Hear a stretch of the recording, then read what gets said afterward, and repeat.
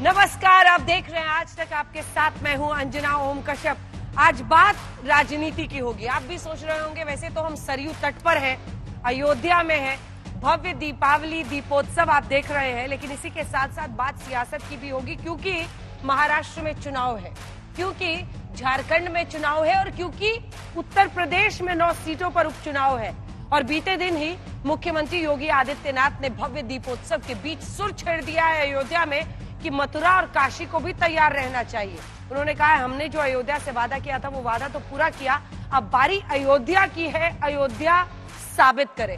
तो आखिर क्या कह रहे थे मुख्यमंत्री योगी आदित्यनाथ, और क्या ये हिंदुत्व बटेंगे तो कटेंगे, हिंदुओं एक हो जाओ, ये वाली पॉलिटिक्स कुछ हद तक चलेगी महाराष्ट्र में, झारखंड में या फिर उत्तर प्रदेश के 9 सीटों वाले उपचुनाव पर? क्योंकि विपक्ष तो कहता है आप तो फैजाबाद की सीट ही हार गए। लेकिन इन सब के बीच आप सभी को दीपावली की ढेरों शुभकामनाएं। आपकी जिंदगी में तरक्की, खुशहाली, जो कुछ आप चाहें वो सब आए। और इसी के साथ आइए चर्चा की शुरुआत करते हैं, क्योंकि आज तो हम बात करेंगे राजनीतिक पार्टियों की कि उनकी क्या ख्वाहिशें और कितनी ख्वाहिशें पूरी होंगी चुनावी नतीजों में। देखिए, ये भी आपको तय करना है। आपके लिए धन, विकास, तरक्की भगवान तय करेंगे, लेकिन आप इन पार्टियों के लिए उनकी तरक्की तय करने वाले। तो महाराष्ट्र में सबसे पहले आपका परिचय खास मेहमानों से जो हमारे साथ इस चर्चा में शामिल हो रहे हैं। 2 खास मेहमान हमारे साथ यहाँ पर स्टूडियो में हैं। आशुतोष जी वरिष्ठ पत्रकार हमारे साथ हैं, संगीत रागी जी राजनीतिक विश्लेषक के तौर पर हमारे साथ जुड़ रहे हैं। लेकिन जो राजनीतिक मेहमान हमारे साथ हैं उनका परिचय जल्दी से करवा दे। शहजाद पूनावाला जी राष्ट्रीय प्रवक्ता भारतीय जनता पार्टी के हमारे साथ जुड़ गए हैं। अतुल लोंढे पाटिल साहब प्रवक्ता कांग्रेस पार्टी के जुड़ गए हैं। आनंद दुबे जी प्रवक्ता शिवसेना यूबीटी उद्धव ठाकरे गुट के जुड़ गए हैं। हमारे साथ शरद गुट के एनसीपी के महेश चौहान हैं। हमारे साथ सुसीबेन शाह जो कि शिंदे गुट की हैं, शिवसेना की सुसीबेन शाह जुड़ गई हैं। और ब्रिजमोहन श्रीवास्तव जी अजित पवार गुट के एनसीपी। अब तो हमारे दर्शक भी अभ्यस्त हो गए कि जब बात महाराष्ट्र की होगी तो एक पार्टी, 2 तो उसके रिप्रेजेंटेटिव होंगे, एक शिंदे गुट, एक उद्धव गुट, एक अजीत गुट, एक शरद पवार गुट। बहरहाल सबसे पहले हम सी वोटर के कुछ आंकड़े आपके सामने रखना चाहते हैं कि इस दीपावली पर जनता क्या सोच रही है। हालांकि अभी भी कुछ दिन तो बचे ही हैं वोटिंग में, लेकिन लोगों की क्या राय है। तो सबसे पहला जो हमने सवाल पूछा, सी वोटर का ये सर्वे है।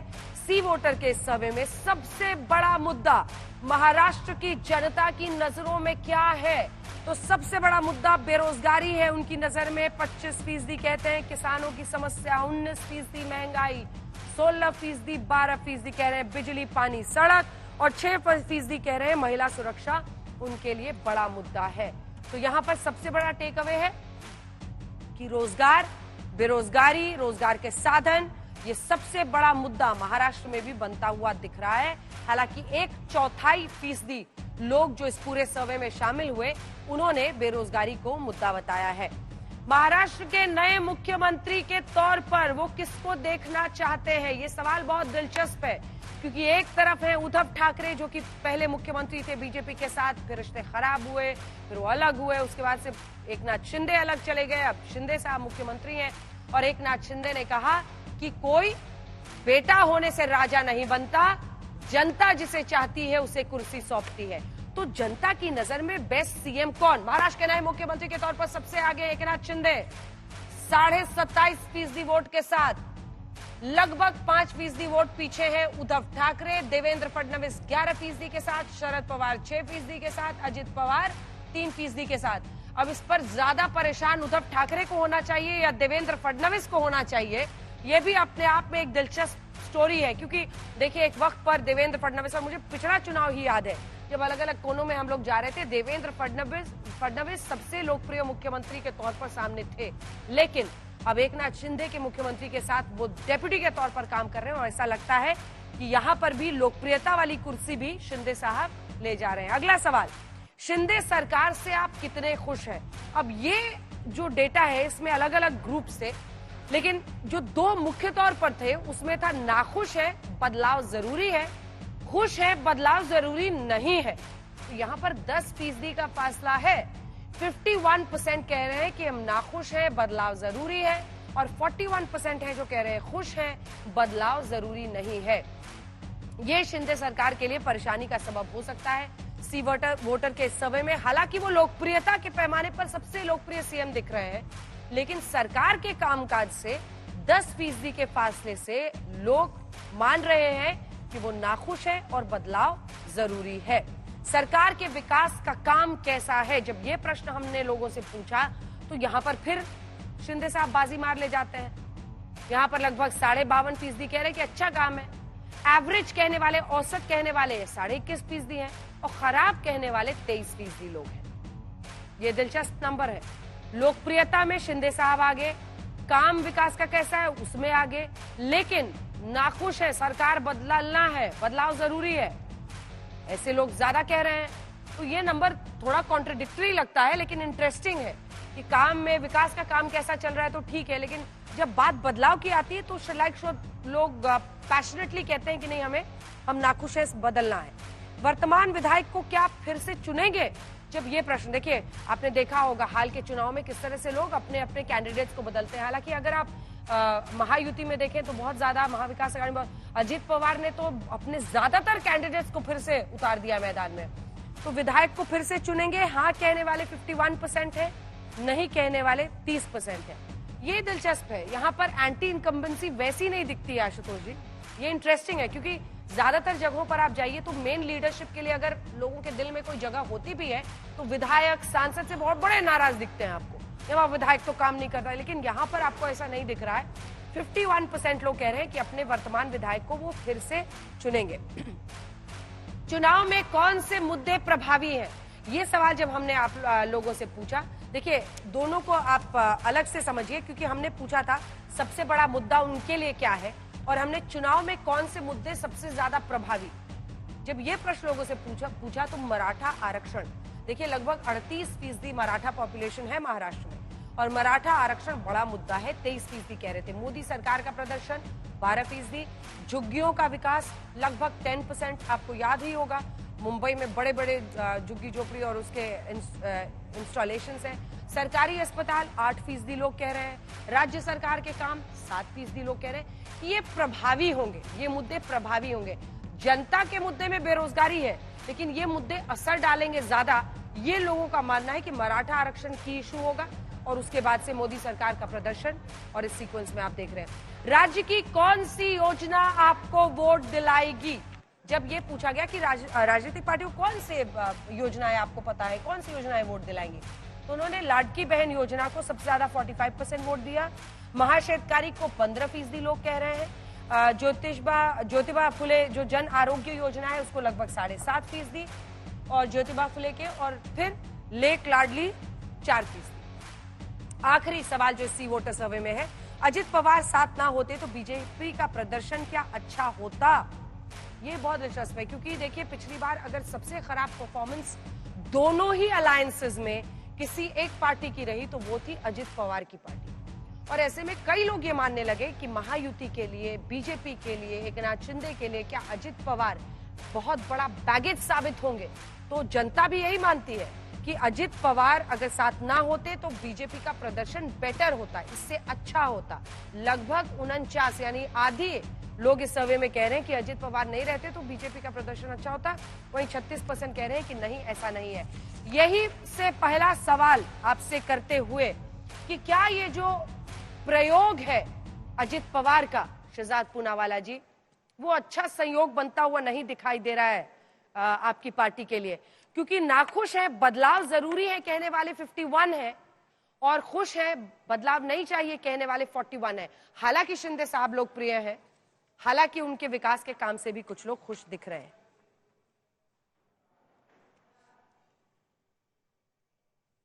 तो दिवाली की हार्दिक शुभकामनाएं सभी पैनलिस्ट को भी और सभी दर्शकों को भी और आपको भी अंजना जी।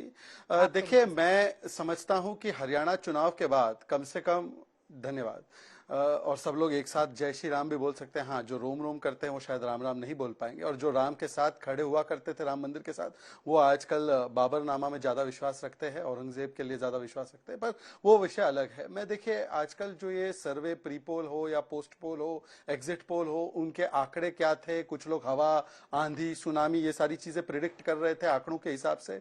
तो हरियाणा चुनाव के बाद कम से कम मुझे लगता है कि इनको पिंच ऑफ सॉल्ट या बैग ऑफ सॉल्ट के साथ लेना चाहिए। पर अंजना जी, मैं कुछ आंकड़े आपको गिनाकर बताना चाहता हूं। देखिए, एफडीआई $6 बिलियन हुआ करता था, महाराष्ट्र का तीसरे रैंक पर चला गया था, आज नंबर 1 है। 52% एफडीआई जो है महाराष्ट्र में आया है, $147 बिलियन। जीडीपी 16 लाख करोड़ थी, 40 लाख करोड़ हुई है। पर कैपिटा इनकम 1,25,000 थी, आज 2,77,000 हुई है। जो नेशनल हाईवे था 6,000 किलोमीटर था, आज 18,000 किलोमीटर हुआ है। अनएम्प्लॉयमेंट रेट 7% था, आज गिरकर 3% हुआ है। रेलवे पर 3,500 किलोमीटर थे, 5,400 किलोमीटर आज महाराष्ट्र का रेलवे हुआ है। आज हमने 7 करोड़ लोगों को गरीब कल्याण अन्न योजना के तहत जोड़ा है, 55 लाख लोगों को एलपीजी सिलेंडर दिया है, 70 लाख टॉयलेट बनाए हैं, 2.5 करोड़ से ज्यादा हमारी बहनों को लाड़की बहना योजना से जोड़ा है, 3 करोड़ लोगों के अकाउंट खोले हैं, 2.5 करोड़ लोगों को आयुष्मान भारत मिला है। ये आंकड़े महत्वपूर्ण है और इसीलिए आप देखिए कि इन आंकड़ों में से छोड़िए, मैं आपको आज की स्थिति बताता हूं। ईवीएम पर सवाल जवाब करना प्रारंभ कर दिया है, ये नर्वसनेस का साइन नंबर 1।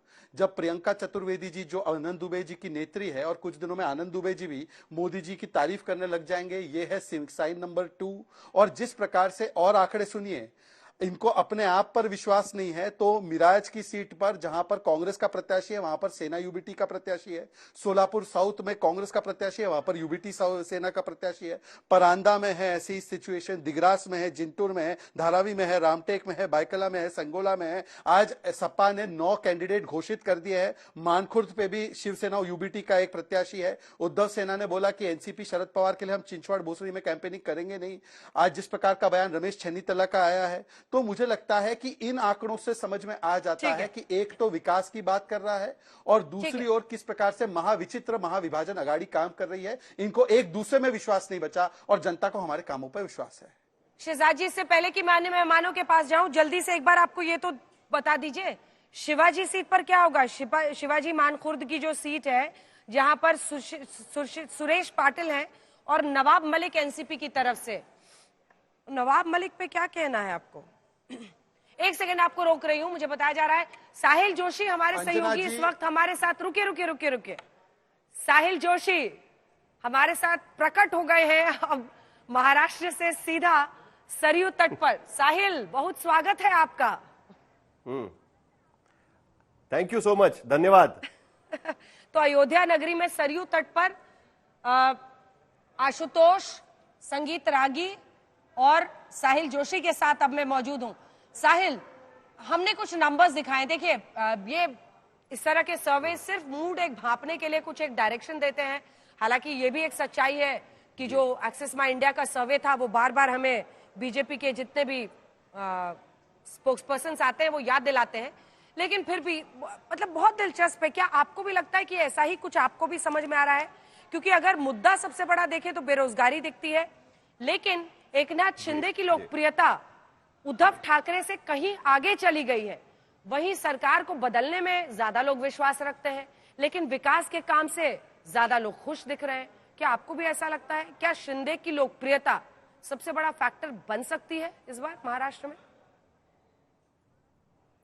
देखिए, एक्स फैक्टर तो वही होगा कि एकनाथ शिंदे जो 2022 में महाराष्ट्र में आए थे, मुख्यमंत्री बन गए, मतलब मुख्यमंत्री बन गए पहली बार, तब तक एकनाथ शिंदे का एज अ लीडर अराइवल ही नहीं हो पाया था। और अभी 2.5 साल के बाद उनका अप्रूवल रेटिंग हमको यहां पर दिखाई दे रहा है, जो 28% तक पहुंचा है, जो सी वोटर का ये सर्वे हमको दिखा रहा है। लेकिन दूसरी तरफ उद्धव ठाकरे जो 2.5 साल तक मुख्यमंत्री नहीं रहे, वो करीब 22% तक हमको यहां पर दिखाई दे रहा है। अब इसमें इंटरेस्टिंग बात यह है कि क्या 3 पार्टियों की सरकार केवल एक व्यक्ति के लोकप्रियता पर, उसमें हम देवेंद्र फडणवीस भी कुछ 11-12% पर देवेंद्र फडणवीस है, तो दोनों को मिलाकर भी अगर हम लोग सामने रखें तब लीडरशिप ज्यादा दिखती है। लेकिन महाराष्ट्र की स्थिति से केवल व्यक्ति केंद्रित नहीं है, महाराष्ट्र की स्थिति में कई अलग अलग पहलू यहां पर नजर आते हैं। अगर वो नहीं होते तो लोकसभा चुनाव के बाद हड़बड़ी में लाडली बहना स्कीम लॉन्च करने की जरूरत नहीं आती। और जिस तरीके से फटाफट वो स्कीम का डिलीवरेंस हुआ है जमीन पर साहिल, क्या बिल्कुल इस स्कीम का बज है? बिल्कुल बज है, बिल्कुल बज है। और उसका कारण साफ है। देखिए, जहां पर इकोनॉमिक कंडीशन को लेकर लोगों के मन में दिक्कत होती है, वहां पर 1500 रुपया अगर किसी महिला को कि जिनकी आर्थिक स्थिति ठीक नहीं है, माली हालत ठीक नहीं है, उनके घर में 1500 रुपया हर महीना आना, यह बहुत बड़ी बात है। और किसी भी मुंबई जैसे शहर में डोमेस्टिक वर्कर को जो बर्तन मांजने आती है उन्हें भी 1500 रुपए मिलते हैं। तो सोच लीजिए कि कितना उसका बज होगा उसमें। तो कोई उसके लिए मना नहीं करेगा, कोई भी चाहेगा कि अपने घर में वो पैसे आए। लेकिन क्या उसका परिवर्तन, उसका जो कन्वर्जन है, क्या वो वोट में होगा? इस तरीके की स्कीम्स पूरे देश में कई जगह पर लाई गई। कर्नाटक में आई, आंध्र प्रदेश में आई, तेलंगाना में आई, मध्य प्रदेश में आई, लेकिन हर जगह पे उसका वोट कन्वर्जन नहीं हुआ है। तो महाराष्ट्र में ये एक्स फैक्टर या जो चुनाव, लोकसभा चुनाव के बाद लाया गया फैक्टर है, उसका असर होगा कि नहीं, ये देखना एक अभी भी सवाल और बाकी जल्दी रहेगा। से, उसके बाद मैं जाऊंगी मेहमानों के पास और आप बने रहिएगा। देखिए, आज तो हम आपको लेकर आए हैं सरयू तट पर। बहुत जल्दी मैं पहुंच रही हूं महाराष्ट्र और हम लोग कोने कोने में वहां पर पहुंचेंगे जनता के बीच में। शिवाजी मानखुर्द, अभी भी ये नवाब मलिक वर्सेस सुरेश पाटिल वाला मामला सुलटा नहीं है ना महायुति में? 2 लाइन का जवाब साहिल जी। अभी भी सुलटा नहीं है और यही बात बड़ी इंटरेस्टिंग है। और सिर्फ यहां पर नहीं है, माहिम के कॉन्स्टिट्यूंसी में राज ठाकरे के बेटे वहां पर खड़े और बीजेपी ने साफ कह दिया है कि एकनाथ शिंदे के वहां पर कैंडिडेट होने के बावजूद भी वो समर्थन देंगे राज ठाकरे के बेटे जो खड़े वहां पर, अमित ठाकरे उनको समर्थन देंगे। अमित ठाकरे को समर्थन देंगे। नवाब मलिक के मामले में भारतीय जनता पार्टी ने साहिल मीरा भाईंदर की सीट जहां पर नरेंद्र मेहता है बीजेपी के, वहां पर गीता जैन उतर गई हैं। मोशी जहां पर उमेश यवलकर है बीजेपी के, वहां देवेंद्र बोयार उतर गए हैं। बोरीवली की सीट संजय उपाध्याय वर्सेस गोपाल शेट्टी हो रहा है। छगन भुजबल के समीर भुजबल नायगांव से मंत्री है। छगन भुजबल उनके वो नांदगांव से वहां पर खड़े हैं और उसके बदले में एकनाथ शिंदे की पार्टी ने खास हेलीकॉप्टर से एबी फॉर्म भेज दिए ताकि उस दिन चुनाव प्रचार में हो सके। और ये महाविकास आघाड़ी में भी है। देखिए, ये केवल महायुति में नहीं है, कुल मिलाकर 3 पार्टियां एक साथ मिलकर यहां पर सीट बांटने की कोशिश करेगी। तो रेबेलियन होगा, आपसी झगड़ा। दर्शकों को बता दें कि देखिए, महाविकास आघाड़ी में भी कह रही है, साहिल बिल्कुल महाविकास आघाड़ी में भी यही है। शिवाजी मानखुर्द की सीट अबू आजमी एसपी के, तो इधर शिवसेना यूबीटी से राजेंद्र वाघमारे हैं। रामटेक की सीट विशाल बरबटे जो कि यूबीटी से है शिवसेना, तो राजेंद्र मुलक है कांग्रेस के बागी। पवन जायसवाल शिवसेना यूबीटी वर्सेस माणिक राव ठाकरे कांग्रेस के। परांडा की सीट रंजीत पाटिल शिवसेना यूबीटी, राहुल मोटे हैं वहां एनसीपी के। सोलापुर दक्षिण देखिए अमीर पाटिल है शिवसेना यूबीटी के, दिलीप माने। ये तो लंबी चर्चा, लेकिन अब आप बने रहिए साहिल हमारे साथ। और किसी से आपको सवाल पूछना हो या कुछ इंटरेक्शन करना हो, आप हाथ उठाइएगा, हम फौरन आपके पास आएंगे।